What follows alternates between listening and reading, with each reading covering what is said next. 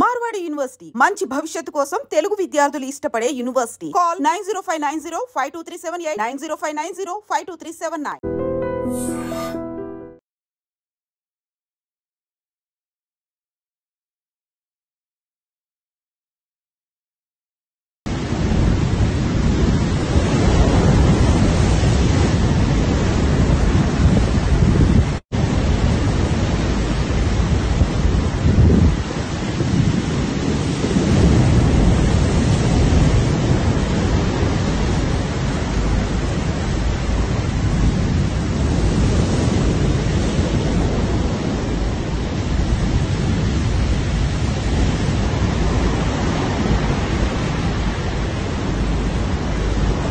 భారత సంతతికి చెందినటువంటి ఒక విద్యార్థిని డొమినికా రిపబ్లిక్ లో అంటే అమెరికా విద్యార్థిని సుదీక్ష కోణంకి కనిపించకుండా పోయింది. ఎగ్జాక్ట్ 12 రోజులు అవుతోంది. అంటే మార్చి 6వ తేదీన స్నేహితురాళ్లతో కలిసి ఆమె ఒక ప్లేస్ కి వెళ్ళింది టూర్ కోసమని. అయితే 5గురు స్నేహితురాళ్లతో కలిసి ఆమె టూర్ కి వెళ్ళినటువంటి టైంలోనే మరి బీచ్ కి వెళ్ళినటువంటి ఆమె అక్కడి నుంచి కనిపించకుండా పోయింది. ముందు నుంచి కూడా చాలా అనుమానాలు అయితే వ్యక్తం చేశారు వాళ్ళ తల్లిదండ్రులు. అంటే ఎవరైనా కిడ్నాప్ చేసి ఉంటారు. సుదీక్ష అందరితో ఫ్రెండ్లీ ఉండేది, మరి ఎందుకని కనిపించకుండా పోయింది, అది కూడా ఎవరికి ఇంటిమేషన్ ఆర్ ఇన్ఫర్మేషన్ కూడా లేదు. కాబట్టి దీని మీద మాకు చాలా అనుమానాలు ఉన్నాయి.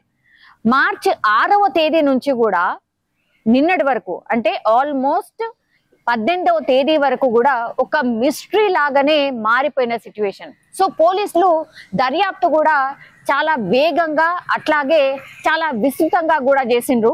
ఎందుకంటే పేరెంట్స్ కి అనుమానాలు ఉన్నాయి అని తెలిసిన తర్వాత సుదీక్షకు సంబంధించి అన్ని కోణాల్లో ఆమె ఎక్కడెక్కడికి ట్రావెల్ చేసింది, అట్లాగే ఈ 5గురు స్నేహితులకి సంబంధించిన గ్రూప్ ని కూడా విచారణ చేసిన సందర్భం. అయితే వీళ్ళ సీనియర్ ఎవరైతే ఉన్నారో ఆయన పేరు వచ్చేసి బుచ్, ఆయనతో కలిసి ఒక బీచ్ కి వెళ్ళింది. అంటే సుదీక్ష పూర్తిగా 5గురితో కలిసి టూర్ కి వెళ్ళినప్పటికీ కూడా ఆ రోజు మాత్రం కేవలం వాళ్ళ సీనియర్ బుచ్ తో కలిసి ఒక బీచ్ కి వెళ్ళినట్టుగా సీసీ కెమెరాలో రికార్డ్ అయింది.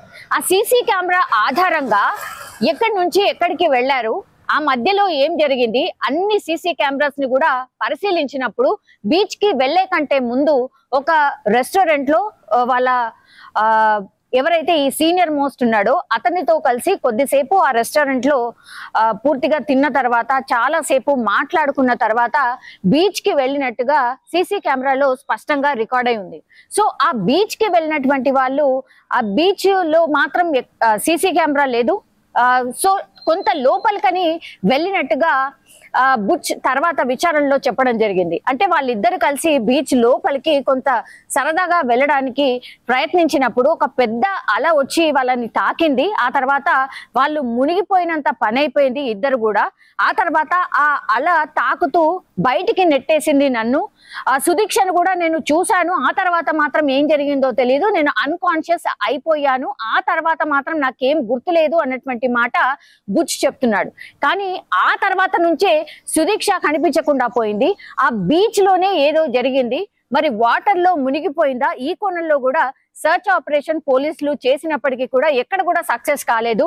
మరి ఆ బీచ్ లోనే మిస్ అయిపోయిందా అనే కోణంలో విచారణ స్టార్ట్ చేసినప్పుడు దానికి సంబంధించి గాలింపు చర్యలన్నీ చేశారు.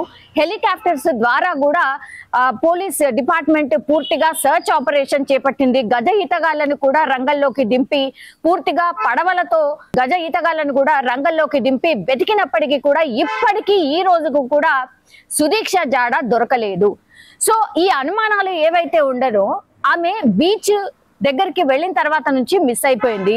ఇప్పుడు ఆ అల తాకిడి వల్ల నేను లోపలికి వెళ్ళి ఆ తర్వాత బయటికి కొట్టుకొచ్చేసాను. కానీ నేను అక్కడ అన్కాన్షియస్ అయిపోయినా కాబట్టి ఆ తర్వాత నాకేం జరిగింది అనేది కూడా నాకు గుర్తులేదు అని బుచ్ చెప్పిన ఆధారంగా పూర్తిగా ఆయనను విచారణ చేసినప్పుడు కూడా బుచ్ చెప్పిన వివరాలని ప్రకారం చూస్తే ఆ బీచ్ లోనే ఏదో జరిగింది, బీచ్ లోనే ఆమె మునిగిపోయి ఉంటుంది అనేది ఒక నిర్ధారణకు వచ్చిన సిచ్యువేషన్ అయితే కనిపిస్తోంది. పోలీసులు పూర్తిగా వీళ్ళు సుదీక్షకు సంబంధించిన పేరెంట్స్ తోని ఫ్రీక్వెంట్లీ మాట్లాడడం, కేసుకి సంబంధించిన వివరాలు చెప్పినప్పటికీ కూడా మాకు అనుమానాలు ఉన్నాయి అంటే మరి ఎవరి మీద అనుమానం ఉంది ఏంటి అని అన్నప్పుడు ఈ 5గురు స్నేహితులు ఎవరైతే ఉన్నారో వాళ్ళని కూడా విచారణ చేస్తే వీళ్ళందరూ కూడా బీచ్ కి వెళ్లకుండా రూమ్ కి వచ్చేసారు. బట్ ఈమె మాత్రమే సీనియర్ తోని బీచ్ కి వెళ్ళింది. అక్కడి నుంచి ఆమె మిస్ అయింది. కాబట్టి ఇంకా అనుమానం ఎక్కడుంది అనేసి ఆల్మోస్ట్ వాళ్ళ పేరెంట్స్ కూడా ఇంకా ఆమె ఈ బీచ్ లోనే ఆ వాటర్ లోనే మునిగిపోయి ఉంటుంది.